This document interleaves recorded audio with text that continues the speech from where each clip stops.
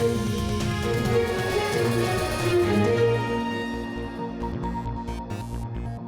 there, very good evening and welcome to the news tonight, your one-stop for the day's top stories from India and across the world. I'm Tracy Shilshi and here are the headlines.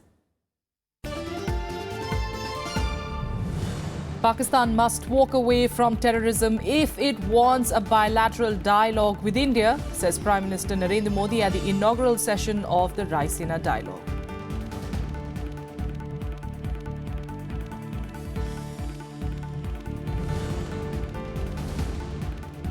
Election Commission issues notification for the Uttar Pradesh election on the 11th of February, the first phase of poll to cover 73 constituencies in 15 districts of Western UP.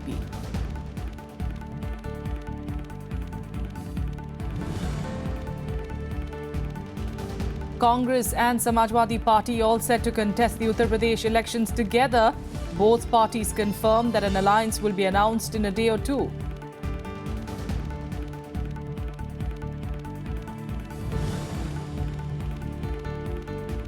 Cold wave conditions continue to disrupt normal life in northern India. Met Department predicts more snow and rains in Shimla in the next 24 hours.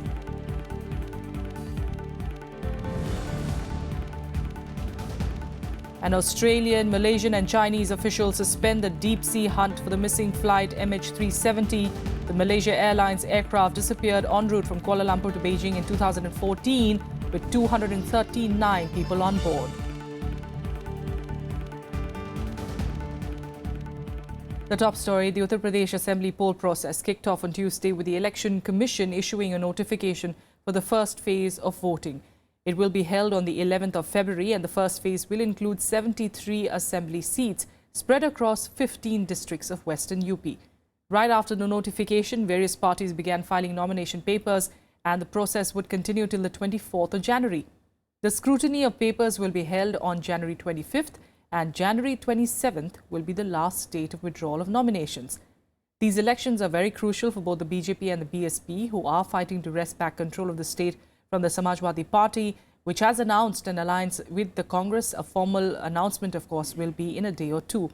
The state is going to polls in 7 phases between the 11th of February and the 8th of March. And as we mentioned, the Congress and Samajwadi Party all set to contest the Uttar Pradesh elections together. Chief Minister Akhilesh Yadav and Congress in charge of Uttar Pradesh, Ghulam Nabi Azad, confirmed that the alliance is in the offing. The declaration comes a day after the Election Commission granted the cycle symbol to the Akhilesh-led Samajwadi Party faction. In fact, in a related development, Samajwadi Party's Ram Gopal Yadav filed a caveat in the Supreme Court, saying that the court should not pass any order on the matter of the party symbol without hearing the Chief Minister's group. A day after he was acknowledged as the true claimant of the Samajwadi Party's bicycle symbol, Uttar Pradesh Chief Minister Akhilesh Yadav announced that an alliance with the Congress will be formalized soon. He also clarified that he'll take Samajwadi Party patriarch Mulayam Singh Yadav along in every decision of the party. Late on Monday night, Akhilesh met his father and tweeted 3 pictures of them together with the message, "Cycle chalti jayegi, aage badhti jayegi." Meanwhile, ending all speculation, Congress leader Ghulam Nabi Azad confirmed that his party will fight the Uttar Pradesh Assembly elections under the leadership of Akhilesh Yadav. At the moment, at this point of time, I am just confirming that the alliance between Samajwadi Party under the leadership of Mr. Akhilesh Singh and Congress Party is going to be there. With Western UP going to polls in the first 2 phases on February 11th and 15th, both parties will now have to race against time to finalize seat-sharing arrangements. Mulayam Singh Yadav is also believed to have given Akhilesh a list of 38 candidates that excludes his younger brother, Shivpal Singh. Kruti Mishra, Rajya Sabha TV. Prime Minister Narendra Modi on Tuesday asked Pakistan to stay away from terror activities if it wants good relations with India. He was speaking at the inauguration of the 2nd edition of the Raisina Dialogue, where he talked to the importance of security and his dream of a well-integrated neighbourhood. Referring to Sino-Indian ties, the Prime Minister said that it was not unnatural for 2 large neighbouring powers to have some differences, but both sides should show sensitivity and respect for each other's core concerns and interests. On ties with Pakistan, Modi said that the path of peace has to be Pakistan's journey as well, and that India's stand in delinking terrorism from religion and rejecting artificial distinction between good and bad terrorism are now a global talking point. My vision for our neighborhood puts a premium on peaceful and harmonious ties with the entire South Asia. That vision had led me to invite leaders of all SAARC nations, including Pakistan, for my swearing in. For this vision, I had also traveled to Lahore. But India alone cannot walk the path of peace. It also has to be Pakistan's journey to make. Pakistan must walk away from terror if it wants to work towards dialogue with India. And now to Punjab, where BJP State Chief Vijay Singh today denied reports about resigning from the party. Sampla reportedly met Party President Amit Shah and Union Minister Thawar Singh Gehlot over ticket distribution. In fact, earlier reports had said that Sampla offered to resign because he was unhappy with his party's list of candidates. According to sources, Sampla, a Dalit leader who is also Union Minister, wanted sitting MLA from Phagwara, Som Prakash, to be dropped in favour of his candidate. Sampla today claimed that the list of party candidates had his full support. Amit Shah is also believed to have asked Sampla to campaign for the state assembly polls that will be held on the 4th of February. ना मैं नाराज था, ना मेरे अध्यक्ष नाराज थे। ये सब मीडिया की अफवाहें हैं और पता नहीं क्यों मीडिया को मैं तो आपके माध्यम से अपील भी करूंगा कि कम से कम मीडिया ऐसी बेबुनियाद आधारहीन अफवाहें फैलाने में जरा थोड़ा गुरेज करे। जब हम बैठते हैं सामूहिक निर्णय लेते हैं और सामूहिक निर्णय सभी की सहमति होती है और जब सबकी सहमति होती है उसमें संतुष्ट और असंतुष्ट का सवाल ही नहीं खड़ा होता। Well, it will be a battle of heavyweights in Punjab's Lambi constituency as Punjab Congress Chief Captain Amarinder Singh takes on Chief Minister Prakash Singh Badal in the upcoming polls. Singh has already said that this will be his last election, but he is confident of beating the incumbent Chief Minister on his turf. Meanwhile, Navjot Singh Sidhu kick-started his campaign for the Congress party from Amritsar. Here are more details. The battle for Punjab will include a high-stakes tussle for the Lambi constituency, where the Congress party chief is putting himself up against Chief Minister Prakash Singh Badal. Captain Amarinder Singh is calling it his last election and says he is confident of beating Badal on his home turf. मैं पहला ये तो मेरा घर है, मैं इथों सियासी जीवन अपना शुरू किया सी और इथों ही खत्म करूंगा। मेरी लास्ट इलेक्शन है, उत्थे मैं उहदे बंदा बनाना है, उन्होंने बस इन्ना फर्क है। वो जेड़ा बंदे ने लुट लिया पंजाब, जेड़े बंदे ने तबाह करता पंजाब, उन्हां नूं सबक सिखाना पऊगा। The former Punjab Chief Minister is also fighting from the Patiala constituency, where he is up against the former Army Chief, General Vijay Singh, who is contesting on a Shiromani Akali Dal ticket. Asked about who is the chief ministerial face of his party, Amarinder Singh says the Congress president will decide the issue. Sir, तुसी CM candidate हैगे मतलब as a I don't know. That is Congress president का decision. I am actually sometimes very surprised. We have had Field Marshal Karyappa, we have had General Shari Nagesh as our chiefs, we have had General Timaya as our chief, Field Marshal Manekshaw, फिर आगे JJ Singh थे। कित्थे जा रही है फौज साडी, कित्थे जा रहा है मुल्क? I grew up here. My roots are here. My ancestors came here. My maternal parents' house is still here, which is my permanent residence, as I've given in my books. And therefore, he says, I have nothing to do with this place. I think he doesn't know anything of Patiala himself. How long has he spent? He studied in Doon School and other schools outside. He did not stay in Patiala. He also has stayed more outside in Delhi and other places, Dubai, London and other places than here. So he has no right to say that I don't know much about Patiala. New Congress entrant Navjot Singh Sidhu also kick-started his campaign with a roadshow in Amritsar. The former BJP MP once again attacked the ruling party and the Badal family. ਪੀਰਾਂ ਦੀ ਇਸ ਪਵਿੱਤਰ ਧਰਤੀ ਤੇ ਸੱਚ ਹੱਕ ਤੇ ਧਰਮ ਦੀ ਸਥਾਪਨਾ ਕਰਨੀ ਹੈ, ਦੁਸ਼ਟਾਂ ਦਾ ਵਿਨਾਸ਼ ਕਰਨਾ ਤੇ ਉਹਨਾਂ ਦਾ ਗਲਾਵਾਂ ਫੜ ਕੇ ਝੰਜੋੜ ਕੇ ਉਹਨੂੰ ਕਹਿੰਦਾ ਸਾਡਾ ਹੱਕ ਪੰਜਾਬ ਦਾ ਗੱਲ ਲੜਾਈ ਪੰਜਾਬ ਦੀ ਹੈ, ਜਿਤਾਉਣਾ ਪੰਜਾਬ ਨੂੰ ਹੈ, ਹਰ ਪੰਜਾਬੀ ਨੂੰ ਹੈ ਤੇ ਪੰਜਾਬੀਅਤ ਨੂੰ ਹੈ, ਆਪਸੀ ਭਾਈਚਾਰੇ ਨੂੰ ਹੈ, ਏਕਾ ਕਰਨਾ ਹੈ। ਕਾਂਗਰਸ ਇਕੱਠੀ ਕਰਨੀ ਹੈ, ਜੇ ਕਾਂਗਰਸ ਇਕੱਠੀ ਹੋਗੀ ਕਿ ਸੁਣ ਬਣ ਗਈ ਸਮਝ ਲਓ। Wednesday is the last day for filing nominations in Punjab. The state goes to elections for the 117 assembly seats on February 4th. Bureau Report, Rajya Sabha TV. Now to Manipur, where less than 6 months after she ended her 16-year-long hunger strike, Irom Sharmila is now trying to change things in a different way. Her recently launched Prajapati will be a contender in this year's assembly polls. While repealing of the Armed Forces Special Powers Act is her main election plank, her associates also want to raise the issue of corruption and unemployment. However, experts believe that her entry into the political arena has been quite late. This year's assembly polls in Manipur will see activist Irom Sharmila's Praja Party as a contender. Sharmila, who has been a mascot of Manipur against alleged atrocities of armed forces in the insurgency-prone state, is trying to adopt a new strategy to attract the masses. We don't believe in grand shows or grand rallies just to give a very fake buzz about mobilization. We are going door-to-door campaigning. We're sharing our pamphlets with each and every voter that we meet. Praja Party is focusing on the youth of the state, with almost 40% of the electorate in Manipur between the ages of 18 and 25. These are the youth who are either part of the insurgency movement or are affected by it. Our first agenda, obviously, is to repeal AFSPA from Manipur. Second thing is Manipur is probably the most corrupt state in India. So we want to get rid of corruption or at least voice the discontent of the people that we are fed up of corruption. That's the second thing. The third thing and very important thing is that Manipur is a very diverse state, and all the ethnic groups and communities, their voices also need to be heard. The party also wants to address issues like ethnic conflict and disparity in development between the hills and plains. They are also trying to give a regional overtone to the campaign.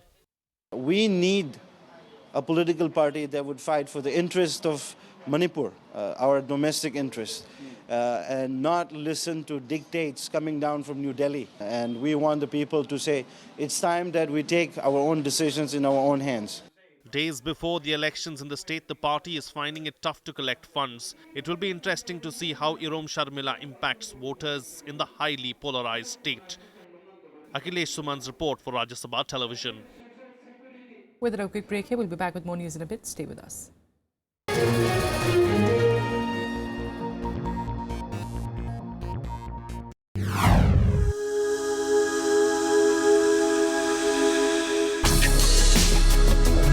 Tales that inspire. Stories of social change. A salute to diversity. Promoting public discourse. Events that motivate. Inspiring the innovative spirit. Watch Rajya Sabha television documentaries.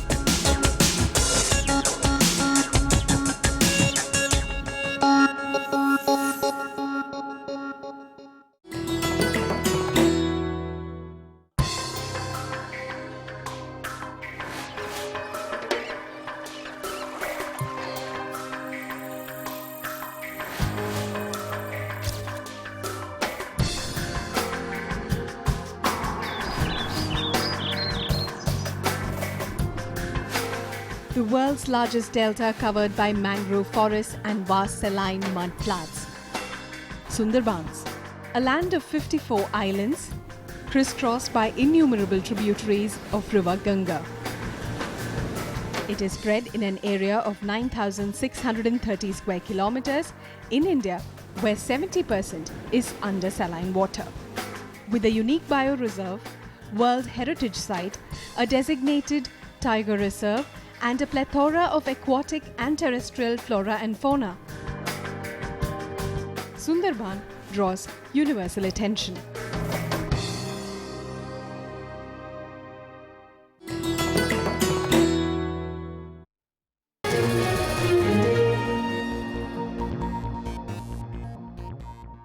Welcome back. Let's continue getting you more national news. And cold wave conditions continue to disrupt normal life in the northern part of the country.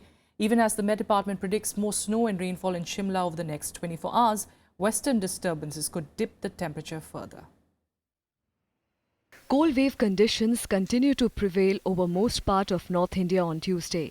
The national capital woke up to a cold and windy morning with the minimum temperature settling at 6 degrees Celsius, one notch below the season's average.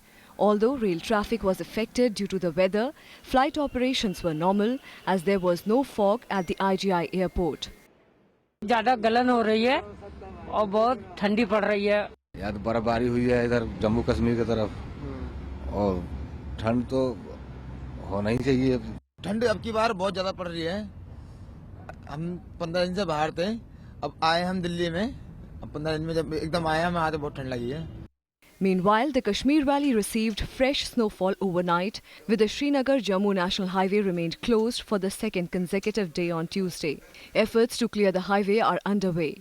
Residents faced a tough time as snow disrupted power supply and caused water to freeze in the pipelines. Uttarakhand, on the other hand, faced problems as heavy fog reduced visibility to barely a few meters. परेशान तो बहुत परेशान होती है जी, ठंड भी है दुनिया भर की, जैसे सुबह आने जाने के लिए भी दिक्कतें होती है। ठंड में गिरने का फिसलने का काम करने भी काफ़ी दूर जाना पड़ता है। कोहरे के कारण बहुत सारी दिक्कतें रही, विजिबिलिटी बहुत है, बहुत कम दिखाई दे रहा है और पास की बहुत ही नज़दीक का नहीं दिखाई दे रहा है। उससे क्या नाम है, व्हीकल चलाने में बहुत परेशानी हो रही है, व्हीकल टकराने की नौबत आ रही है। Meanwhile, the Meteorological Department has predicted more snow and rain in parts of Shimla over the next 24 hours, with western disturbance affecting weather in the western Himalayas. Bureau Report, Rajya Sabha TV. And now let's get you more updates from across the country and nationwide. The centre has asked state governments to avoid using sketches, photographs or logos of Mahatma Gandhi on places that could be considered dirty. The advisory was issued so that no sentiments are heard while implementing the Swachh Bharat mission. The circular follows a case filed in the Chhattisgarh court against the use of photos of Gandhi on walls of public toilets and other filthy places. The Delhi High Court on Tuesday sought the Home Ministry's response to its notice on alleged poor quality food being served to Jawans along the LOC. A BSF soldier had complained about the bad quality of food on social media. Notices were also issued to the Border Security Force, Central Reserve Police Force and other security forces seeking their stand on the allegations. Jammu and Kashmir Opposition National Conference staged a walkout from the State Assembly on Tuesday, alleging that the state government had failed to provide power supply to snowbound areas across Kashmir. The state government, however, maintained that 80% of power supply was available in the Kashmir Valley. And now international news. And a man believed to have killed 39 people on New Year's night at an Istanbul nightclub has confessed to his crime after the Turkish police arrested him in a massive operation. Police said that the fingerprints of the man identified as Abdul Qadir Masharipov matched with those found at the club. Dozens of people have been detained in connection with the attack, for which the Islamic State has claimed responsibility, saying that it was revenge for Turkish military involvement in Syria. Abdul Qadir was arrested along with 4 others in Istanbul on Monday. Citizens of India, Israel, France, Tunisia, Lebanon, Belgium, Jordan and Saudi Arabia were among the victims, and dozens others were also injured. Abdul Qadir Masharipov, kod adı Ebu Muhammed Horasani Abdul Qavi, Özbekistan doğumlu, 1983 Özbekistan doğumlu bir kişi. More international news updates in Global Buzz. The fate of the de facto head of South Korea's Samsung Group, Lee Jae-yong, hangs in balance as a court deliberates on whether he should be arrested for bribery in a corruption scandal that has engulfed President Park Geun-hye's administration. Investigators questioned Lee for hours last week as a suspect in the scandal. He has, of course, denied any wrongdoing and is also accused of embezzlement and perjury. The deep-sea hunt for the missing Malaysian Airlines flight MH370 has been suspended. The aircraft disappeared en route from Kuala Lumpur to Beijing on the 8th of March 2014, carrying 239 passengers and crew members. Officials said that the decision was taken after the plane could not be located in the 120,000 square kilometer search area across the southern Indian Ocean.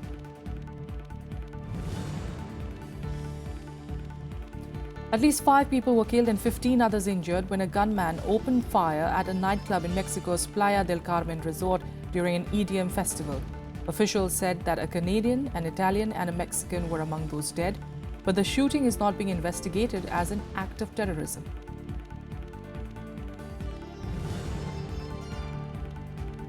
U.S. Secretary of State John Kerry on Monday said that President-elect Donald Trump has been wrong to criticize courageous German leader Angela Merkel, calling in fact his remarks inappropriate towards Merkel. Trump, who will be sworn in as the U.S. president on Friday, had earlier in a joint interview said that he respected Merkel but criticized her stance on refugees, which allow a wave of more than 1 million refugees into Germany. And now sports, and at the Australian Open, there were no big shocks on day 2 as the top seeds sailed through the next round. Men's world number 2 Novak Djokovic and Rafael Nadal sailed comfortably into the second round, while women's world number 2 Serena Williams and third-seeded Agnieszka Radwanska also progressed to the next round. Here are more on the results. It was a comfortable day for the top seeds on day 2 of the Australian Open. World number 2 Novak Djokovic launched his bid for a record 7th Australian Open title with an impressive win over Fernando Verdasco. The 12-time Grand Slam champion Djokovic was hardly stretched in his opening match as he beat his Spanish opponent in straight sets 6-1, 7-6, 6-2.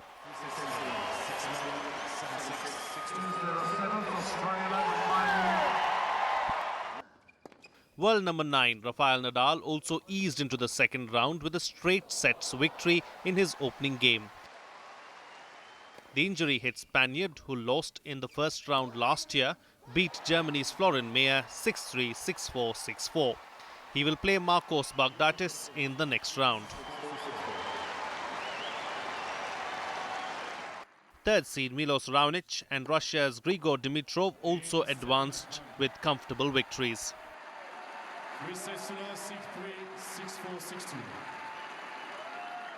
However, Ivo Karlovic emerged victorious after a marathon match against Argentina's Horacio Zeballos, which lasted 5 hours and 15 minutes. The Croat fired down 75 aces as he won 6-7, 3-6, 7-5, 6-2, 22-20. In the women's singles, world number 2 Serena Williams progressed to the second round with a straight sets win over Swiss teenager Belinda Bencic.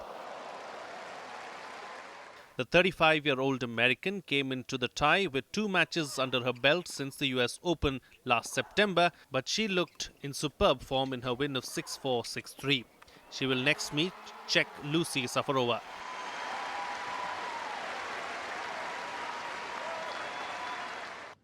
Third seed Agnieszka Radwanska survived a second set wobble to beat Bulgaria's Svetlana Pirokova 6-1, 4-6, 6-1. Bureau Report, Rajya Sabha Television. That's it on the news tonight from the entire team here. Good night.